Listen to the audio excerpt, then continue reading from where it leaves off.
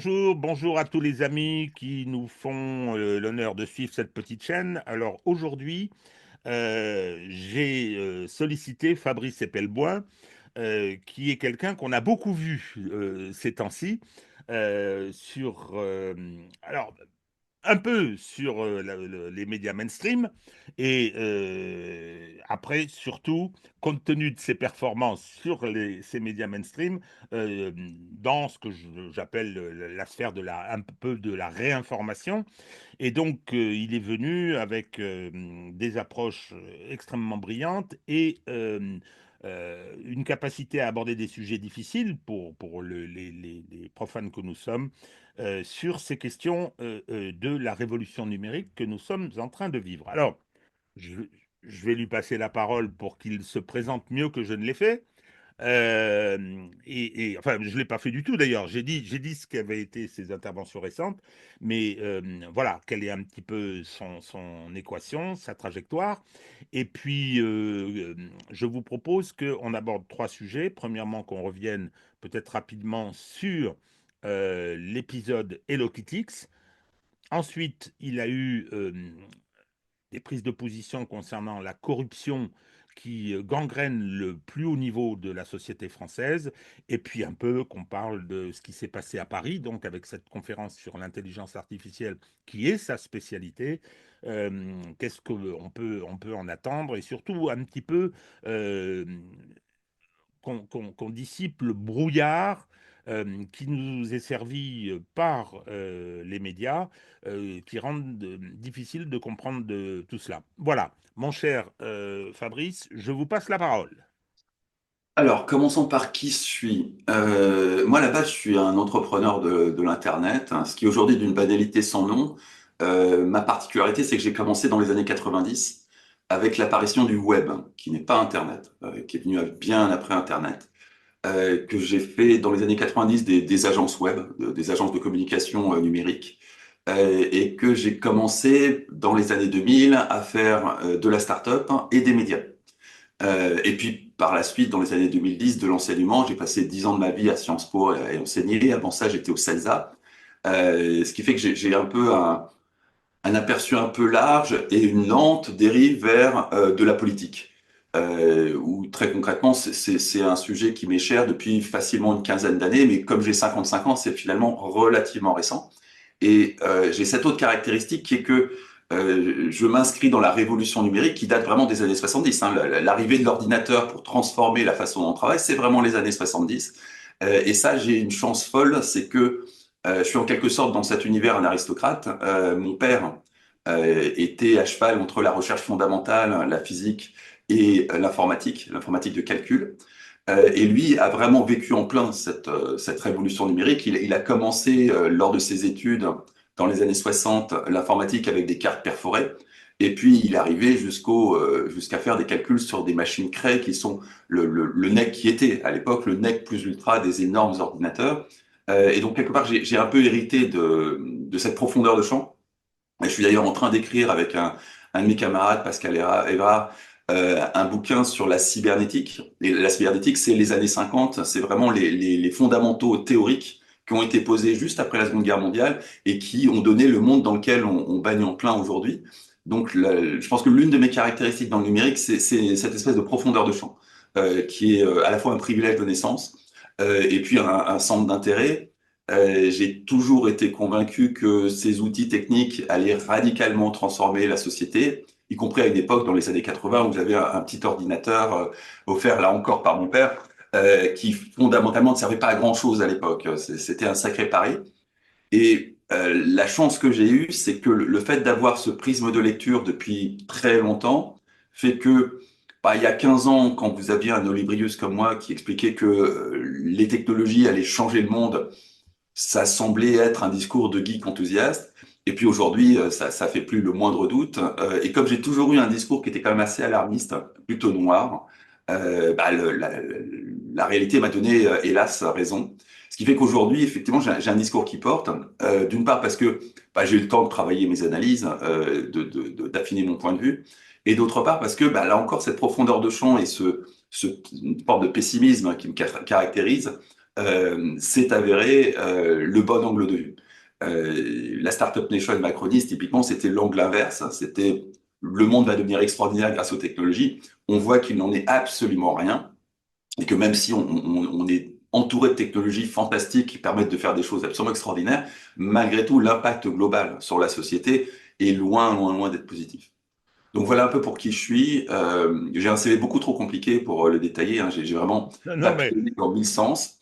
Mais le fait d'être passé par l'enseignement m'a donné aussi une capacité à m'adresser à des publics, alors surtout Sciences Po, des publics qui ne comprennent pas les technologies. Et donc m'a forcé à vulgariser et à rendre accessibles des choses qui souvent sont expliquées par des professionnels qui sont très compétents, mais qui n'ont pas cette capacité à transmettre à des gens qui ne font pas partie de leur environnement. alors, moi, je suis boomer.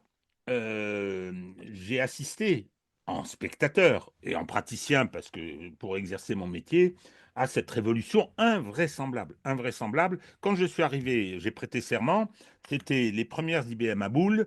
La photocopie, c'était avec un papier révélateur, je me rappelle, hein. Et aujourd'hui, quand je vois ce que c'est devenu, 50 ans plus tard, hein, quand même, ça a pris une cinquantaine d'années, c'est tout à fait vertigineux, au point que, y compris sur le fond, j'en fais actuellement l'expérience, l'analyse juridique sur laquelle j'avais effectivement un niveau de performance, parce que moi j'ai fait mes études avant la catastrophe éducative, qui était utile. Aujourd'hui, je pose des questions à l'intelligence artificielle, à ChatGPT, et je suis assez sidéré de son niveau de réponse, quoi. Hum. Assez sidéré, hein. Donc, bon, j'ai essayé de comprendre de quoi il s'agissait, que c'était une approche probabiliste, mais enfin quand même.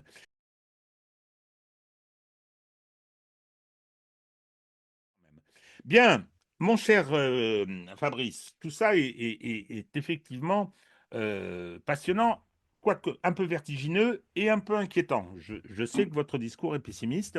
Alors, on vient d'avoir, je me trompe peut-être en la qualifiant comme telle, on vient d'avoir une victoire qui a été de la liberté d'expression à l'encontre de ceux qui ont tenté de saboter le fonctionnement d'un espace d'expression qui charrie naturellement le pire et le meilleur, qui était Twitter X, avec l'opération qui vous a amené à vous confronter, je crois que c'est ce soir, hein, l'émission, avec un monsieur David Chavalarias qui Ça, avait c'était lancé... Arte. C'était Arte. C'est ce soir, c'était la deuxième tentative d'expliquer que oui, il y avait eu énormément de censure, qui avait touché essentiellement les voix populistes. Et puis Chavalarias, qui était une opération de départ, de grand départ de Twitter, ça s'est fait en parallèle et ça s'est fait chez Arte, où Ah effectivement d'accord, j'ai bon. rencontré ce personnage pour la première fois. Ça s'est pas très bien passé. Non, ça c'est pas...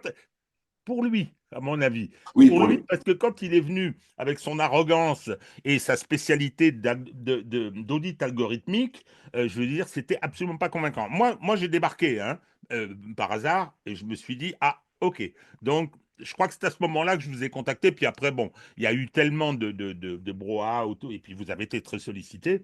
Donc, voilà. Alors, on a eu cette opération qui a été une tentative de marquer l'intronisation de Donald Trump du 20 janvier d'une certaine façon et d'obtenir des départs massifs de, Hum. de X Twitter, euh, y compris en multipliant les illégalités et des illégalités pénales. Moi, tout de suite, le premier jour, je ne veux pas m'attribuer de mérite qui ne soient pas les miens, mais j'ai balancé en disant, attendez, c'est un organisme public, c'est un service public administratif en plus, donc voilà les premières infractions. Alors après, il y en avait tout un tas d'autres, droit de la concurrence, contrefaçon, etc. Donc, qui sont ces gens et où est-ce que ça en est aujourd'hui? Qui sont ces gens? C'est un assemblage assez étonnant, en tout cas pour des gens comme moi, entre un directeur de laboratoire du CNRS, qui a utilisé la marque CNRS de façon un peu légère. Bon, ça pas, mon père était au CNRS, donc je connais bien la maison, et mon père a été l'un des padawans d'Hubert Curien, qui était le ministre de la Recherche durant le règne de François Mitterrand. Donc ça aussi, c'est sans doute quelque chose qui a un peu déstabilisé Chavalarias, c'est que je connais très bien cette maison. J'y ai traîné mes guêtres, petit garçon, dans le laboratoire de recherche que mon père dirigeait. Je connais tous les dessous du CNRS. J'étais pas du tout ni même choqué, ni même étonné que David Chalarias ait utilisé le nom du CNRS sans même se rendre compte, parce que c'est pas sa culture, qu'il s'agissait d'un abus dans l'usage d'une marque. Vraiment, sincèrement, je pense pas qu'il avait vraiment réalisé ce qu'il était en train de faire à ce niveau-là. C'est vraiment pas du tout la culture CNRS. La notion de marque est quelque chose de totalement absent de cette culture. Et le fait que au sein du CNRS, il y ait des laboratoires qui soient militants politiques, non, ça non plus, j'étais pas du tout étonné. D'autant plus que là, alors d'un point de vue légal, vous me corrigerez si je me trompe, mais on n'est pas dans la situation américaine où il y a le Hatch Act. Le Hatch Act empêche tout fonctionnaire d'État de se livrer à des activités militantes dans le cadre de son travail. À ma connaissance, il n'y a rien d'équivalent dans le droit français. Donc tout ça m'étonne pas plus que ça. Ce qui m'a étonné, moi, c'est cette espèce d'assemblage entre typiquement des gens comme Chavalarias, qui sont des militants politiques plutôt rattachés aux écologistes, qui travaillent avec d'autres militants politiques qui sont typiquement plutôt de l'ordre de Conspiracy Watch, et que ce petit monde travaille avec la Quadrature du Net, qui est quelque chose que je connais très bien, dont j'étais très proche, mais il y a longtemps, une quinzaine d'années, à l'époque où le creuset idéologique de tout ce petit monde, dont je suis issu, c'était Wikileaks. Évidemment, c'est aux antipodes de ce que c'est devenu aujourd'hui. Et surtout, à l'époque, les motos de cet écosystème idéologique naissant, qui est le crypto-anarchisme, c'était la lutte contre la surveillance et la lutte contre la censure. Et c'est avec ces motos-là que typiquement ce genre de groupe idéologique est parti accompagner le printemps arabe pour lutter contre la censure et la surveillance dans tout un tas de pays autoritaires. C'est sûr que les voir 15 ans plus tard, mais c'est pas les mêmes, hein, à part quelques historiques qui sont restés, ça a été complètement renouvelé en termes de militants. Les voir aujourd'hui adouber la censure, tout en continuant, il faut être honnête, ils n'ont pas tout abandonné, hein, à lutter contre la surveillance de masse, et ils ont des positions que je partage complètement sur ce domaine-là. Mais les voir adouber la censure était très, très déconcertant. Et pour être tout à fait honnête, quand je me suis retrouvé face à David Chavalarias sur un plateau d'Arte, je ne savais même pas que la Quadrature du Net était impliquée dans cette opération. Et j'avais aucune idée de où je mettais les pieds. J'avais été invité sur un plateau d'Arte pour réagir à un sujet d'Internet. J'y suis allé les mains dans les poches et je me suis retrouvé dans cette situation face à effectivement quelqu'un qui... Mais là aussi, c'est assez classique de la part de gens, il faut les comprendre, 8, 9 années d'études, forcément, ça monte un peu à la tête et c'est tout à fait légitime, qui se drapant de leur position académique, essayent d'écraser le point de vue qu'ils ont en face. Et étant donné que j'étais arrivé les mains dans les poches, mais lui visiblement également, il avait absolument pas, ne serait-ce que repéré mon nom de famille, qui lui aurait permis de voir que vraisemblablement le CNRS, je savais ce que c'était, et il s'est pris les pieds dans le tapis, ce qui m'a permis de rebondir immédiatement sur le point qui pose toutes les questions du débat démocratique actuel, qui sont la toxicité des contenus, dont Chavalarias est un expert, et l'un des grands experts en France, et qui est le cœur des interrogations. Tout le reste étant très, très accessoire, notamment l'audit algorithmique qu'il a fait. Alors, je ne veux pas me prononcer sur le sérieux de cet audit, j'en ai pas les compétences, mais cet audit montre que grosso modo, les réseaux sociaux sont toxiques. Ce qu'on sait depuis belle lurette, hein. C'est comme ça qu'ils génèrent cette forme d'addiction et c'est comme ça qu'ils retiennent leurs utilisateurs le plus longtemps possible pour leur fourguer le maximum de pubs. C'est la base du modèle économique. Il y a rien de très étonnant là-dedans. Là, j'ai vu récemment que mon ami Eric Botorel avait déclenché une investigation de la justice sur les algorithmes de Twitter. Donc, on va rentrer dans un autre chapitre qui va être très amusant, qui va être la façon dont des juges qui généralement n'ont pas la moindre compétence technologique vont réussir à appréhender la problématique qu'on leur met sous le nez, notamment cette fameuse audit algorithmique, et en déduire ou pas qu'il y a quelque chose d'illégal, sachant que on a vraiment affaire à des gens qui n'ont pas la moindre idée de... Il y a des exemples caricaturaux. Je suis par exemple ami avec un hacker très célèbre qui a donné lieu à une jurisprudence qui s'appelle Bluetooth, Olivier Lorelli, qui a été condamné pour une intrusion dans le système informatique alors qu'à la base, il avait trouvé les données en faisant des recherches sur Google. Et quand on regarde le déroulé du procès, qui a donné lieu à un appel à une cour de cassation, on est clairement face à des juges qui ne comprennent absolument pas la chose technique qu'ils sont en train de juger. au point que la juge qui présidait le tribunal qui a condamné le fameux Olivier Loret, prononçait Google, Google, et prononçait login, login. Donc on avait vraiment affaire à des juges qui n'avaient pas le moindre petit début de commencement, de compréhension de l'objet technique qui était au cœur de leur décision, qui plus est, qui était un peu biaisé, mais ça c'est presque accessoire. On a un vrai problème du côté de la justice sur la simple compréhension de ce qu'il s'agit de juger. Et c'est un vrai souci. Est-ce que ça demande des juges spécialisés? Ça demande certainement pas des formations auprès des juges parce qu'il y aura beaucoup trop de travail à faire. C'est probablement plus d'avoir quelques juges qui, eux, comprennent finement toutes ces problématiques-là et qui soient appelés sur les affaires dans lesquelles une vision technologique fine et précise est indispensable. Alors, ne me lancez pas sur. C'est très mal ce que vous faites, Fabrice, de me lancer sur le problème de la formation des magistrats, hein, parce que c'est 50 ans de ma vie. La formation des magistrats en France est calamiteuse, calamiteuse, c'est-à-dire que vous avez des étudiants qui ne sont pas les plus brillants, les plus aventuriers, qui passent le concours de l'ENM que pour bien compliqué, qui sont mis dans un bocal à Bordeaux pendant 3 ans pour leur formation. Ils sont entre eux, c'est endogamique, etc. Et puis, au bout de 3 ans, ils sortent avec un permis de juger. Bon. Et donc, et après, leur répartition se fait en fonction des problèmes géographiques, en fonction des problèmes de demande et de place. Et donc, c'est clair que la question de la spécialisation se pose évidemment. Alors, vous parlez de l'incompétence en matière, je dirais, numérique, mon pauvre. Euh, Moi, je me suis beaucoup occupé, j'ai travaillé pour la sphère publique. Une de mes compétences, entre autres, ça a été la responsabilité personnelle des décideurs publics. J'ai enseigné ça à Paris 2, écrit plusieurs bouquins. Leur faire comprendre et appréhender le fonctionnement de la sphère publique, ça a été une épreuve, quoi.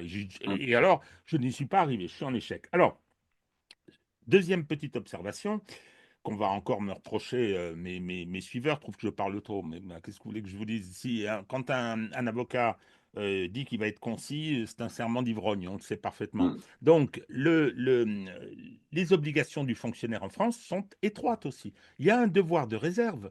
Le militantisme politique est bien évidemment autorisé, mais à aucun moment les moyens professionnels mis à leur disposition pour accomplir leur mission de fonctionnaires, qu'ils soient d'État, de fonction publique, de santé ou autres, ne peuvent être utilisés. Enfin, c'est évident, sous peine d'infractions graves, particulièrement graves.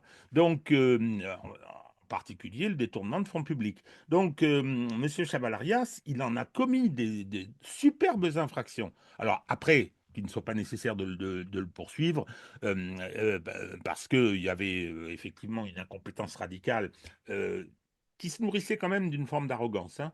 C'est-à-dire, j'ai le droit, moi je Oui, fonctionne. mais bah, c'est même pas comme si ça constituait des circonstances aggravantes, hein. Vraiment, le CNRS est un écosystème à part. Typiquement, l'utilisation de la marque CNRS, qui pour toute personne qui est dans le milieu de business saute aux yeux comme une infraction évidente. Vraiment, je vous assure qu'au CNRS, ils ne comprennent pas en quoi ça pose problème, hein. Alors, ça n'excuse pas d'avoir enfreint la loi.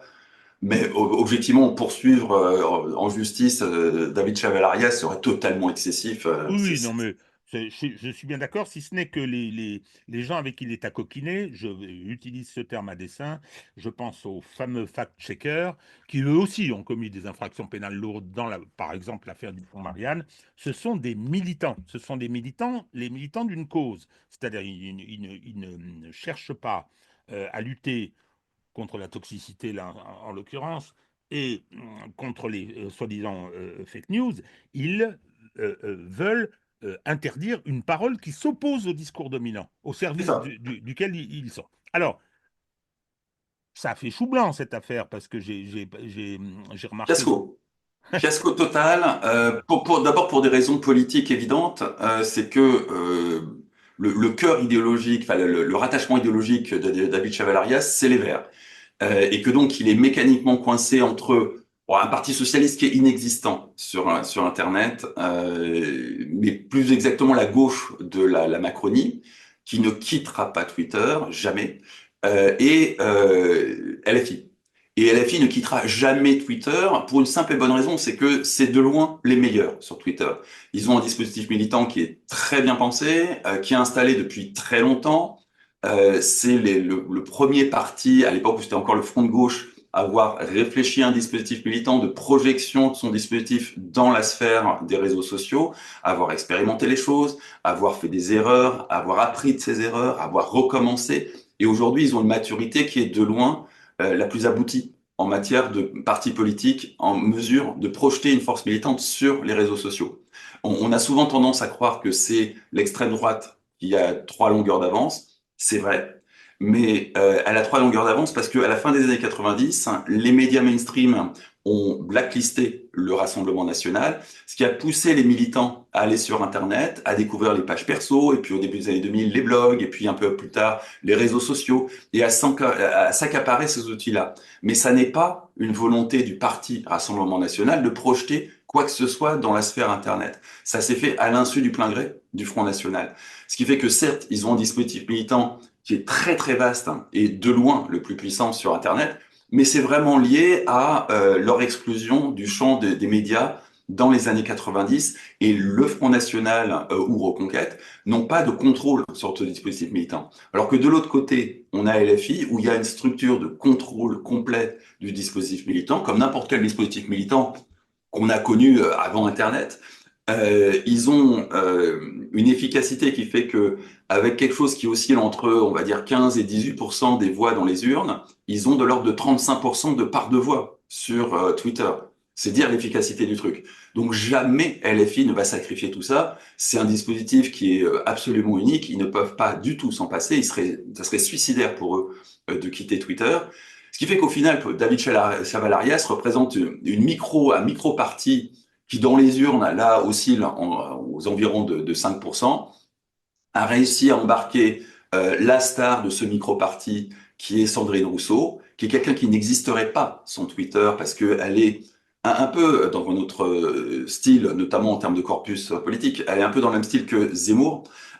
Zemmour et Sandrine Rousseau ont ça en commun que ils ont réussi à s'accaparer énormément de visibilité, énormément de parts de voix, en faisant du clash spécifique à Twitter, c'est-à-dire en adoptant une communication qui était faite pour rencontrer le buzz et artificiellement provoquer une visibilité très supérieure à la réalité de ce que représentent leurs idées dans la société. Et donc ce sont des créatures de Twitter, l'un et l'autre. Même si Zemmour avait quand même un historique bien plus imposant que Sandrine Rousseau. Et le fait que Sandrine Rousseau se soit aventurée dans ce grand départ, c'est quand même un suicide politique. Je pense qu'elle va finir par revenir, hein, mais c'est un suicide politique. Donc au final, on a eu un suicide politique de la part essentiellement d'un courant qui est, on va dire, de certaines franges très à gauche de la Macronie. Je pense à Cédric Villani et pas mal de gens issus des Verts, ce qui représente finalement pas grand monde.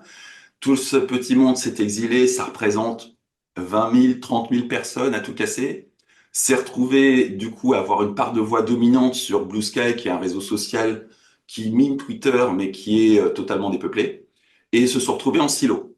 Et très rapidement, ce qui s'est passé, c'est que les plus radicaux ont commencé à jouer les gardes-chiourmes et à polisser le moindre pet de travers, ce qui a rendu l'atmosphère non seulement assez irrespirable, mais surtout ce qui a annihilé toute possibilité de débat, vu que tout le monde était d'accord entre eux. Donc ça donne un univers qui est totalement creux, qui donne par contre un fil d'information de qualité, parce que effectivement tout le monde poste sagement les médias dominants. Ceci dit, Google News fait ça très bien. Il n'y a vraiment pas besoin de Blue Sky pour ça. Il y a d'autres outils qui servent à avoir un fil de qualité qui va vous sortir tout ce qui est intéressant dans la presse mainstream. Donc, encore une fois, vraiment, Google News est fait pour ça. Et l'absence totale de débat laisse imaginer à quel point ils tiennent à des valeurs démocratiques. Donc, au final, opération ratée. Twitter s'en porte pas plus mal. On a une chute de cet aspect garde-chiourme du savoir-vivre sur Twitter qui est lié essentiellement à Trump, hein, c'est pas lié à cette opération de départ de Twitter, mais il fut un temps pas si lointain où la moindre faute d'accord ou le moindre problème de pronom, vous valez des raids de dizaines ou centaines de personnes qui vous crachent à la gueule, c'est totalement terminé, c'est fini. C'est fini. Alors c'est fini non pas parce que les leaders de ce genre d'ayatollah ont disparu, loin de là, mais par contre parce que les meutes qui les accompagnaient, eux, sont passés à autre chose. Ils ont compris que la bataille avait été perdue, que c'est certainement pas en France que allait survivre ce que les Américains désignent par le wokisme. Et pour cause, c'est quand même en contradiction avec pas mal de valeurs fondamentales de la République française. Et donc, ils sont passés à autre chose, ce qui fait qu'on a toujours les ayatollahs, mais il y a plus de troupes. Du coup, il n'y a plus la moindre efficacité. Donc, tout ça combiné au fait que, effectivement, d'un point de vue juridique, ce qui à l'origine était une ambition de faire de l'interopérabilité, ce qui est une noble ambition, hein, vraiment, d'être en mesure de passer de Twitter à une autre plateforme à sa guise, d'être en mesure de placer d'un cloud Amazon à un cloud Google ou à un autre truc, ce qui est absolument essentiel pour les entreprises et vraiment vital pour les entreprises. Ça, c'est l'interopérabilité. Ça fait partie des valeurs pour lesquelles se bat typiquement la quadrature du net. Sauf que très concrètement, l'outil proposé ne permettait pas une interopérabilité, mais juste un transfert, ce qui n'est pas la même chose, notamment d'un point de vue juridique. Et c'est là que, a priori, le droit de la concurrence doit se réveiller. Donc c'est vraiment une opération qui a été un fiasco, aussi bien en communication que techniquement, que médiatiquement. On a mis David Chavalarias, qui, je n'en doute pas, est intéressant en tant que chercheur. Ses travaux sont intéressants. Ils permettent vraiment, ces travaux, de toucher du doigt ce qu'est la toxicité des contenus. Et c'est le cœur du débat démocratique qui va nous agiter dans les mois et les années qui viennent. Mais d'un point de vue médiatique, il n'est pas très bon. Ça manque de média training, ça manque de capacité à défendre ses idées, ça manque de sens de la synthèse, et en même temps, on peut comprendre qu'il n'ait pas trop envie d'insister sur la toxicité de ses contenus, qui est pourtant le cœur de son œuvre. Il a fait un bouquin qui s'appelle Toxic Data, parce que entre-temps, il y a eu des révélations qui ont montré quelle était la façon dont on pouvait apprendre ces contenus toxiques et surtout quel était le rôle de ce calcul de toxicité dans la censure qui était à l'œuvre depuis très longtemps aux États-Unis. Il y a, il y a eu aussi une certaine arrogance, moi, que C'est du média training, ça s'entraîne. enfin, c'est Il y a plein de politiques constitutif. qui sont arrogants, qui ont appris à une palette parce qu'effectivement, ils voient bien, on leur a montré à quel point ça passait pas du tout à l'écran. Ça, c'est un défaut d'apprentissage. C'est pas parce que vous êtes brillant et que vous sortez de Polytechnique hein, que vous allez très bien vous en sortir sur un plateau télé. Je crois qu'Elon Musk est un magnifique exemple de ça. Le mec est incontestablement brillant et il est très très mauvais dès qu'il est face à une caméra. Ça l'empêche pas d'être brillant, hein, mais c'est sûr que pour sa communication et pour en faire un personnage aimable, il y a du travail. Alors autant Elon Musk, honnêtement, je pense que le travail à faire est tellement considérable et puis il a pour lui l'excuse d'être dans le spectre autistique. Autant Chavalarias n'a pas l'excuse d'être un autiste. Il y a juste de l'apprentissage à faire pour se comporter proprement sur un plateau télé, ne pas avoir l'air d'un abruti quand on débat avec quelqu'un d'autre, et ne pas avoir l'air détestable auprès d'un public qui n'a pas non plus un doctorat et ne sort pas non plus de Polytechnique. Ce qui est terrible parce que c'est une très grande école, c'est une école qui devrait faire la fierté de la France. Ça fait partie de ce qui subsiste dans un système éducatif qui s'est effectivement cassé la gueule. Et c'est vraiment pas. Enfin, moi, je connais beaucoup de polytechniciens qui sont des gens très très bien, qui portent des vraies valeurs humanistes et qui font honneur à cette école. Mais il s'est quand même présenté, et on va arrêter de parler de lui, il s'est quand même présenté comme un militant. C'est mon problème. C'est le fait que je considère qu'il y a une forme d'imposture. Hein, voilà, je suis compétent, je suis bon, et vous venez de lui reconnaître ses compétences, mais le problème, c'est il met tout ça au service d'une cause particulière. Dans un Occident, et une France en particulier, qui est extrêmement divisée, extrêmement segmentée. Alors on va me dire, ça y est, tu recommences avec ta lutte des classes. Il y a des contradictions sociales très lourdes. Il y a aujourd'hui notre pays est dans une situation qui est une situation, je veux dire, de crise politique absolument considérable, absolument considérable. Et donc il prend fait et cause pour une partie, moi c'est ce que je ressens, une partie de ceux qui dominent dans ce pays. Alors, on a parlé de ce qui est pour moi l'agora moderne, avec, avec ses risques, avec sa toxicité. Bon, c'est le lieu de débat, ça a démocratisé l'intervention des citoyens, mais avec le pire et probablement le meilleur. C'est un débat, et vous le posez, c'est le débat de l'expression démocratique aujourd'hui qui est tout à fait essentiel avec cette révolution des technologies. Alors,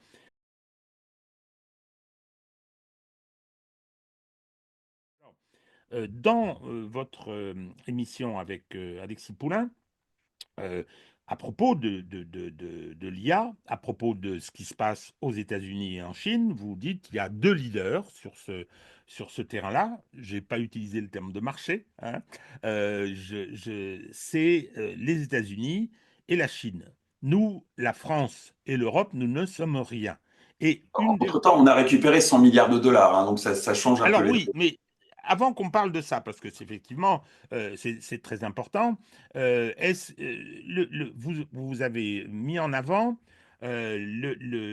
justement un défaut de fonctionnement de la société française qui est la corruption. C'est-à-dire que dans ce domaine, la nécessaire recherche, le développement, aujourd'hui, les mécanismes de fonctionnement du plus haut niveau de l'État était trop corrompue pour que ce soit la qualité qui soit au rendez-vous. Elle peut pas. Elle peut pas être au rendez-vous. Alors j'inclus dans la corruption ce que d'autres appellent le copinage.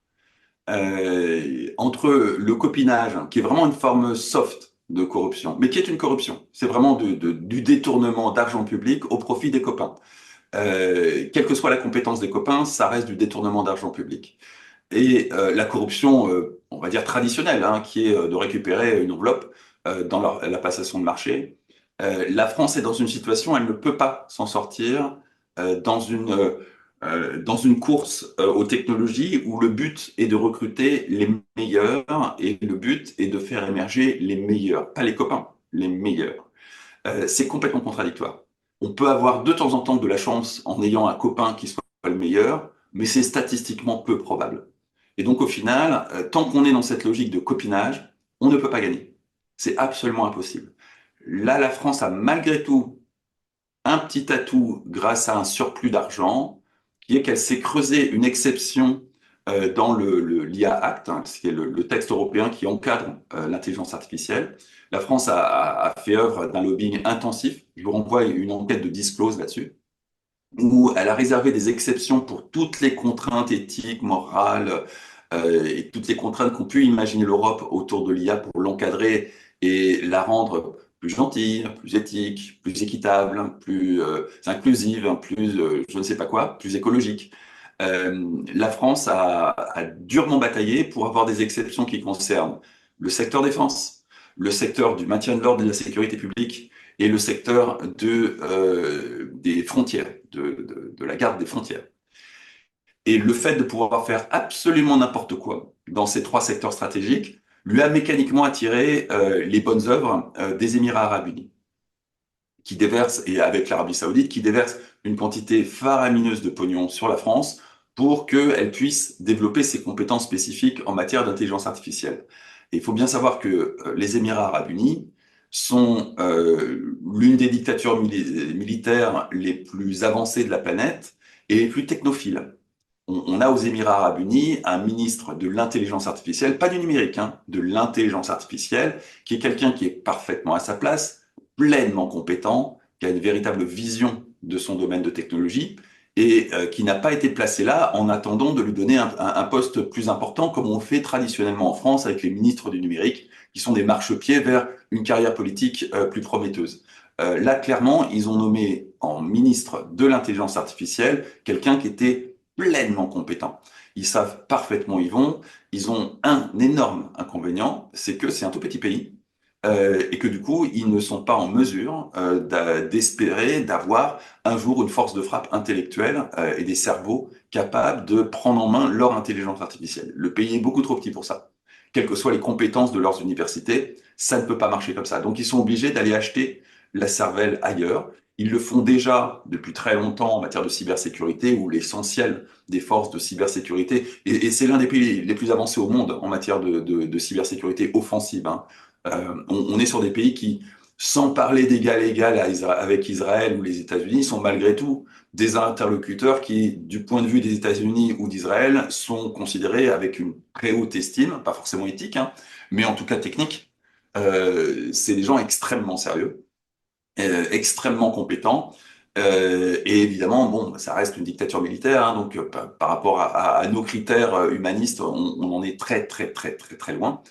Mais toujours est-il que cette exception à l'éthique, à l'inclusivité et au bisounours creusée par la France dans le AI Act fait que on a probablement en France un leadership à prendre sur l'intelligence artificielle appliquée à des problématiques de défense, appliquée à des problématiques de maintien de l'ordre, appliquée à des problématiques de gestion des frontières.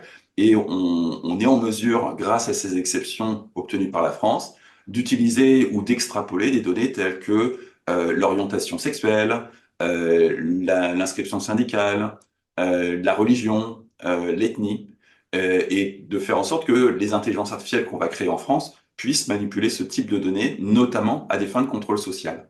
Donc D'accord.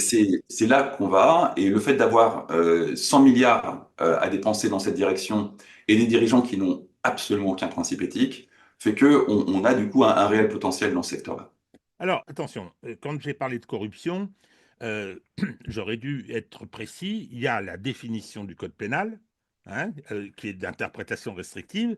Bon, c'est une chose, c'est effectivement, c'est attribuer un avantage en tant que personne publique, décideur, j'attribue un avantage et j'attends des contreparties à l'attribution de cet avantage qui n'est que l'exercice de ma compétence publique. Bon, donc, par exemple, lorsque Emmanuel Macron euh, arrive au ministère de l'économie, vire tous les conseils de la société Alstom, fait virer, hein, puisque Alstom était indépendant, pour y installer ses propres amis, dont Rothschild, etc., et qu'on retrouve après, au moment de la campagne électorale, on retrouve tous ces gens-là comme principaux contributeurs, comme organisateurs, quand on voit que McKinsey met toute une équipe gratuitement, entre guillemets, à la disposition d'Emmanuel Macron, là on a la corruption. Il y a un pacte, je vous donne ceci, hein, même si vous me rétribuez pas seulement avec une enveloppe, non, là, en l'occurrence, avec des apports, quels qu'ils soient,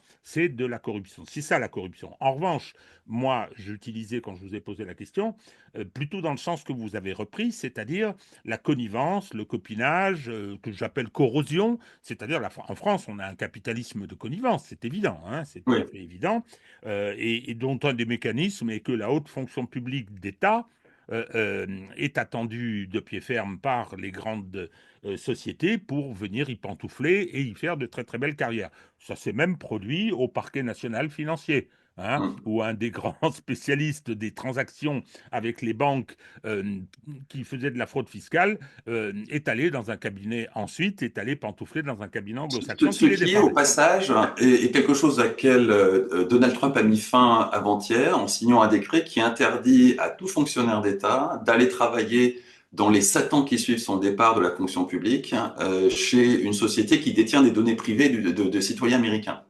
Donc il a mis fin à ça de façon radicale. C'est désormais strictement interdit aux États-Unis. Ben, c'est interdit en France aussi. Il y a une autre. Oui, mais on n'a pas de... Oui, oui, oui, Ben mais non, il y a mais qui beaucoup de choses qui s'appelle sont interdites en pantouflage. Mais France. vous avez une commission de déontologie du Conseil d'État. Ce sont les mêmes. Ils sortent de la même école.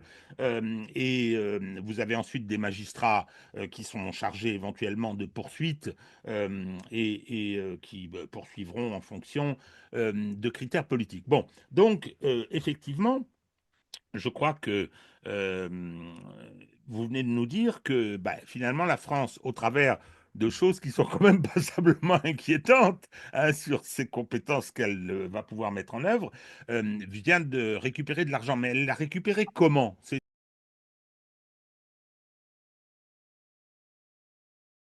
Bon, c'est au travers des informations autour de la réunion de ce sommet, d'où- il va être donné à qui cet argent? À des sociétés? Comment ça va se passer? Alors ça, j'ai pas étudié précisément j'imagine que ça va, on va retrouver la Caisse des dépôts et consignations ou la BPI au milieu, de façon à répartir le gâteau et distribuer les miettes.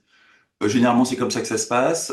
J'ai souvenir d'avoir vu passer des projets de financement. Je crois que c'était aussi les Émirats à l'époque, à travers la BPI pour un fonds qui se comptait en plusieurs milliards destiné aux startups françaises du secteur défense.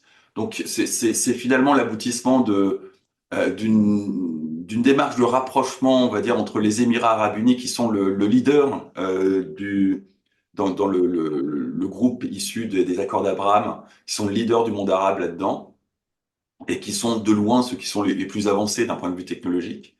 Et puis la France, ces deux s'étant rapprochés quand, suite à l'arrivée de Joe Biden à la Maison Blanche, il y a eu une très nette brouille. D'abord entre Mohamed Ben Salman, le leader de l'Arabie Saoudite, et Joe Biden, et puis par la suite entre tout ce qui était tous les parties prenantes des accords d'Abraham, à l'exception peut-être du Maroc, et puis la puissance américaine.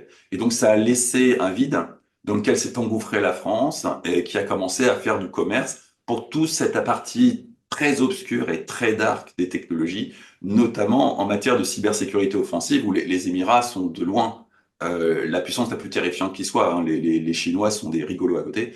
On fournit typiquement aux Émirats arabes unis, on est l'équivalent de Wagner. On leur fournit du cybermercenaire. On leur fournit tout un tas d'armes conventionnelles, hein, que ce soit des rafales ou des choses comme ça, mais aussi beaucoup d'armes cyber, qui sont quelque chose qui s'apparente aujourd'hui à la prolifération de l'armement nucléaire qu'on a connu au lendemain de la Seconde Guerre mondiale. On est un acteur majeur de cette prolifération de l'armement nucléaire cyber.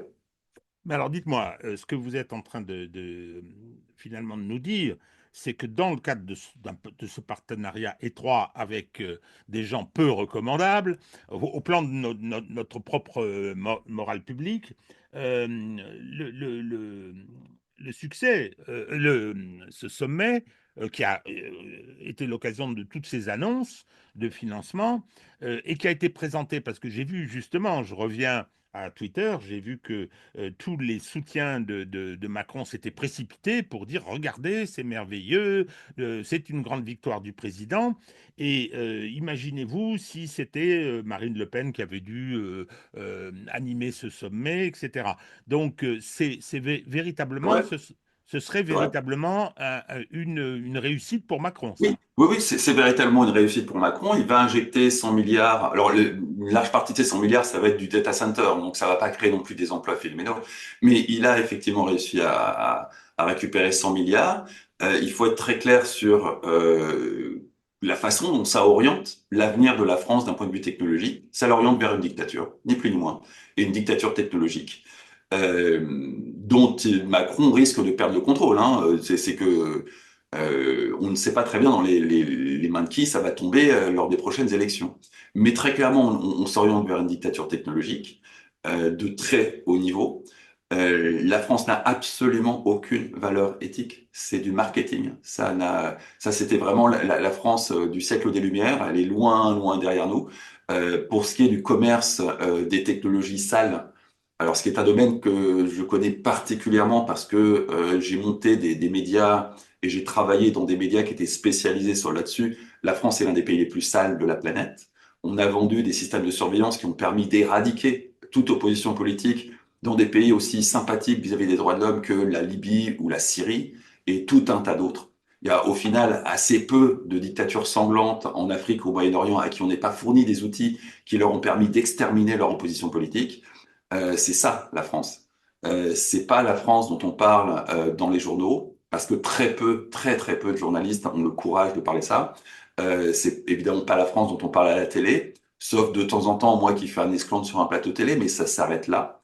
Mais c'est ça la France des technologies, c'est ça le véritable succès de la Startup Nation.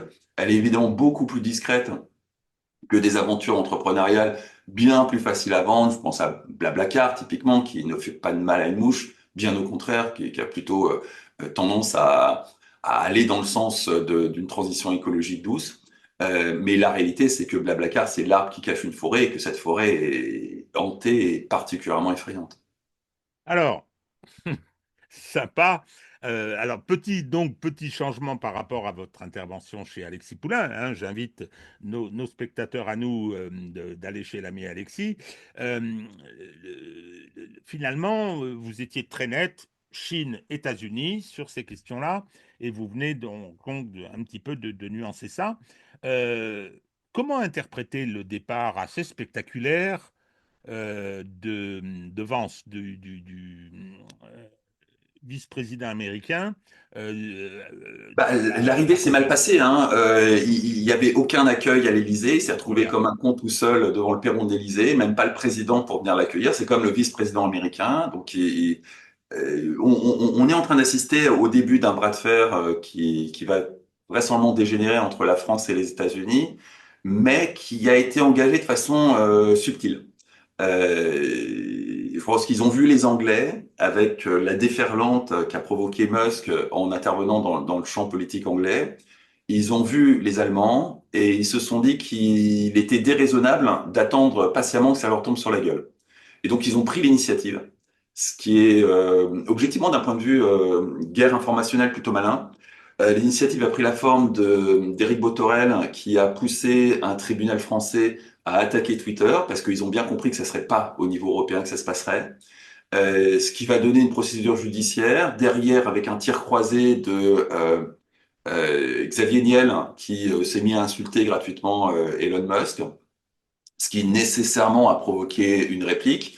Et puis parallèlement à ça, J.D. Vance, le vice-président américain, qui débarque, qui se retrouve tout seul à tourner en rond dans la cour de l'Élysée et qui n'est pas accueilli tel que jusqu'ici on accueillait un dignitaire étranger de ce rang-là, qui se retrouve le lendemain à faire un discours d'une quinzaine de minutes pour dénoncer la censure, et qui fait ça à la suite de tout un tas de discours aux États-Unis qui posent très clairement la liberté d'expression comme la base de toute forme de démocratie dans le monde occidental. Il ne s'arrête pas du tout aux États-Unis. Et donc, on a quand même des Américains qui sont persuadés, et c'est pas valable que pour le vice-président, hein, c'est valable jusqu'au redneck, au fin fond des États-Unis. Tous les Américains sont persuadés que la liberté d'expression à l'américaine est une condition sine qua non de la démocratie, et que si vous n'avez pas ça, bah, vous n'êtes pas une démocratie. De la même façon que ils sont persuadés que le fait d'avoir une justice indépendante est la base d'une démocratie, et que si vous n'avez pas de justice indépendante, vous n'êtes pas une démocratie. Donc forcément, ça doit leur donner un regard sur la France qui est assez pitoyable. Et on est au début de ce bras de fer. La censure des réseaux sociaux s'est arrêtée net aux États-Unis, ce qui veut dire très concrètement que nous, Européens, on va récupérer des flux d'informations en provenance des réseaux sociaux qui ne seront pas préfiltrés, et que ce filtre va devoir s'opérer sur le territoire européen à travers le DSA. Et le DSA en tant que tel est un mécanisme que d'ailleurs a dénoncé J.D. Vance, hein, qui aux États-Unis au passage serait totalement anticonstitutionnel. Hein. C'est l'intervention de l'État dans la libre expression du citoyen. On ne peut pas faire plus anticonstitutionnel que ça dans le cadre de la démocratie américaine. Mais toujours est-il que dans le cadre de ce qu'on appelle la démocratie en Europe, ça nous enseigne deux choses. La première, c'est qu'il n'y a pas de valeur européenne, sinon on aurait fait un cadre européen.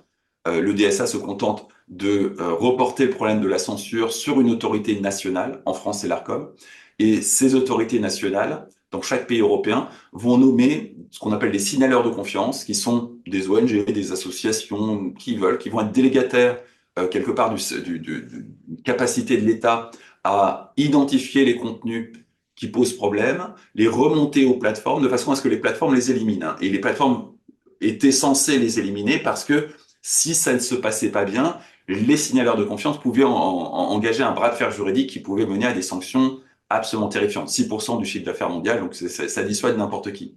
Sauf qu'entre-temps, Donald Trump a été élu, que le bras de fer avec les plateformes se transforme en bras de fer avec la puissance américaine, et que les signaleurs de confiance travaillent dans la clandestinité la plus absolue. On ne sait pas qui c'est. En France, il y en a un qui est identifié, qui est e-Enfance, qui travaille sur le harcèlement scolaire et la pédophilie. Mais c'est un champ assez restreint au final de la chasse au contenu qui pose problème. Pour les autres, on ne sait pas qui c'est. Le DSA est en application depuis près d'un an.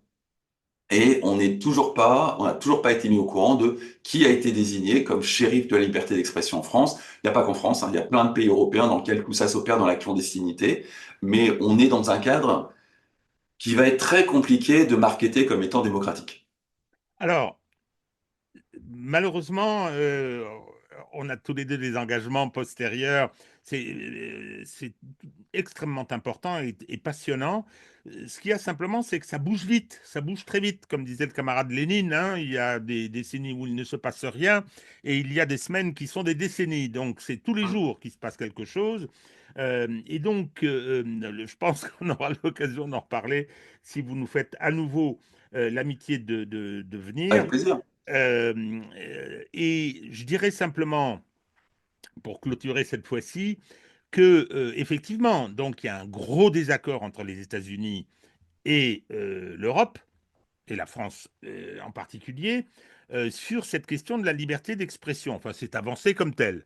Et donc, mon cher Fabrice, le DSA est aussi inconstitutionnel que les atteintes à la liberté d'expression aux États-Unis. C'est-à-dire que nous avons dans notre Constitution intégré, faisant partie du bloc de constitutionnalité, la Déclaration des droits de l'homme et du citoyen, celle de 89, qui dit que la liberté d'expression est absolue, qu'elle peut être limitée par la loi en cas d'intérêt public majeur, et que cette limitation, d'abord, doit faire l'objet d'une loi souveraine.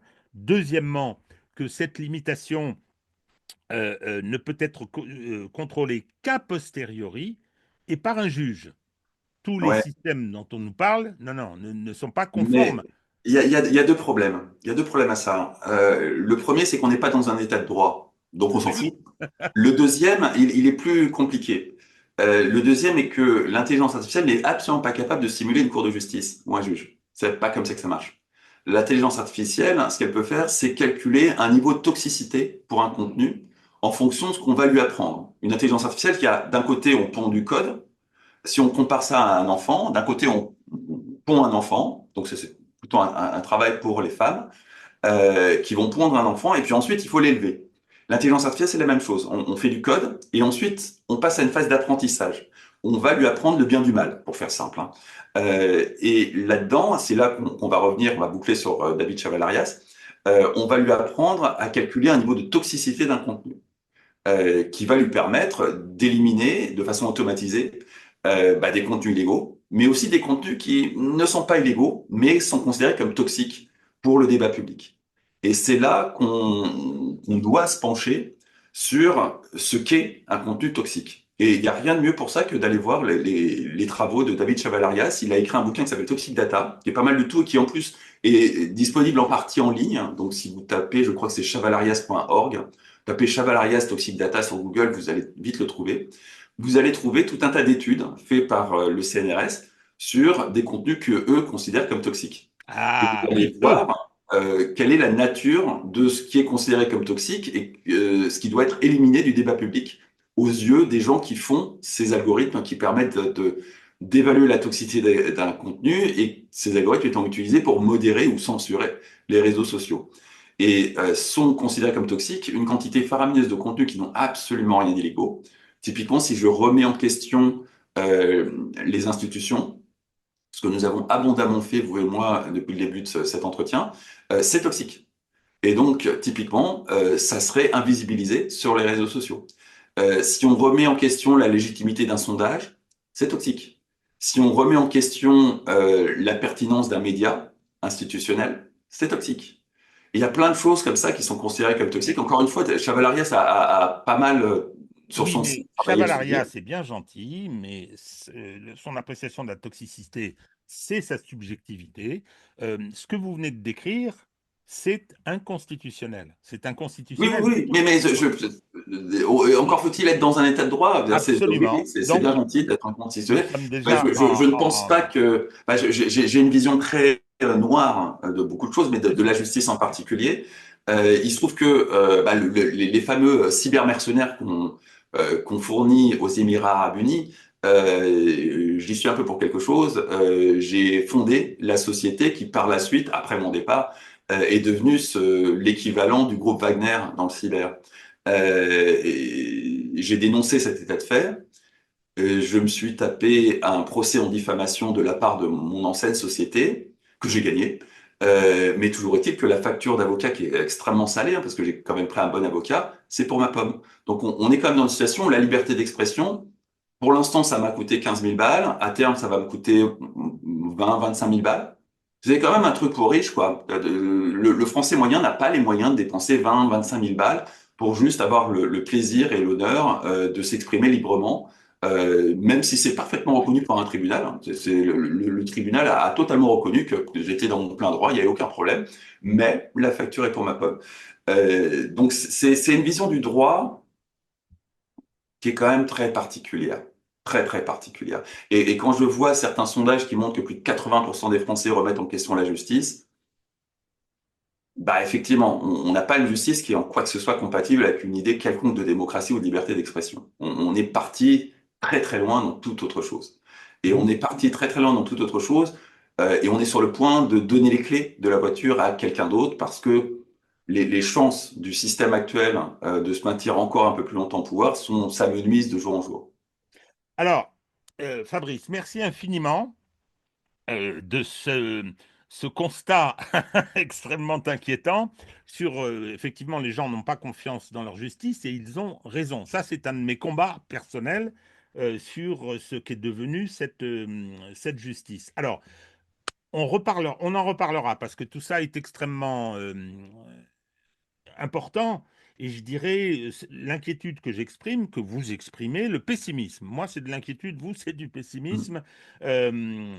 Finalement, éclaire un certain nombre de voies que nous commençons à emprunter qui sont très, très inquiétantes. Alors, je vais remercier Fabrice, bien évidemment, et dire à nos spectateurs que on va se revoir peut-être à relativement brève échéance, parce que moi, j'y ai pris goût, mon cher Fabrice.